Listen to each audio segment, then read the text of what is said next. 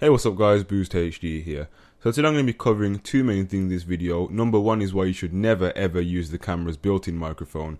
And number two, the possible avenues you can take when looking at different microphones for video work. So without any further ado, let's jump straight into it. You're watching Boost HD with your host, Adam Lubin. Okay, so I'm going to use DSLRs as a prime example here. DSLR cameras are renowned for having fantastic video quality, but they really stoop to a low level when it comes to audio. So I'm actually going to show you how it actually sounds if I just use the camera's built-in microphone. And just for reference, this is the Nikon D3100, so I'm going to go ahead and switch over to the camera's built-in microphone now. So as you can probably hear, my voice is probably distanced quite a lot. You can probably hear the PC in the background that's down there making noise. You can probably hear the clock ticking up there. You can probably hear the fridge rumbling over there. And you can even probably hear the road outside. So this is why you cannot really get good audio quality when you're using a camera's built-in microphone, because it picks up noise from all angles of a room, for example. Whereas I'm using the microphone in here in front of me. I'm using the condenser microphone here. It's a USB condenser microphone. It's actually the Audio-Technica ATR 2500, and this picks up only vocals from the front of the microphone. Sounds from the side of the microphone I tend to be ignored, and it will pick up a slight bit of noise from the back, although this tends to be muffled.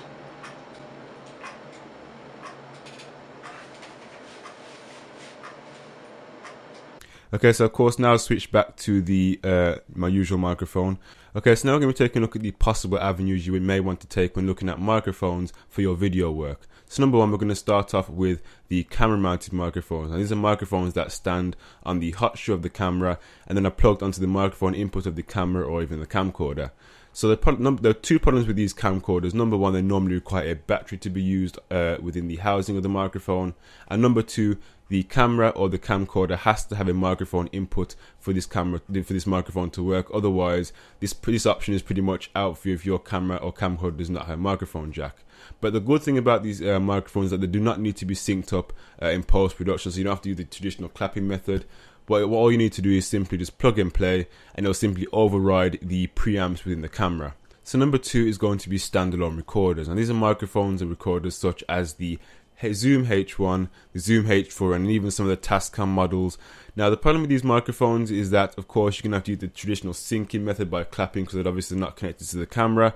But of course these have massive advantages. Of course they're portable, they've got their own preamps, and you can even record to an SD card, and even some of the higher end models like to plug in an external microphone, even such as a lavalier microphone, even some cases an XLR microphone that can be plugged straight into the XLR jack on the recorder. So these microphones are going to be fantastic if you're not going to be someone who's going to be doing a lot of studio recording. You're going to be out on the streets or out in massive venues, so that microphone there is going to be perfect for you. So the final one, number three, is probably the more traditional type of microphones. These are microphones that connect to your PC, whether it be through USB, 3.5mm jack, and XLR. Sometimes they'll either go straight to your PC or through a mix amp, through phantom power, and all sorts of various methods such as that.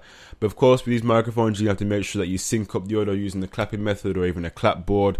And of course, you also need to be using a recorder through your PC or Mac software. For example, I'm using Audacity now to record this. So those are some of the features you're going to have to actually use when taking into consideration using a PC type microphone. But of course, the advantage with these microphones is that you're able to tweak the sound there and then. They pick up a lot more bass and mid-tones. So this is why if you're in a studio, it's always better to use a condenser microphone or even a dynamic microphone, one that will be connected straight to the PC.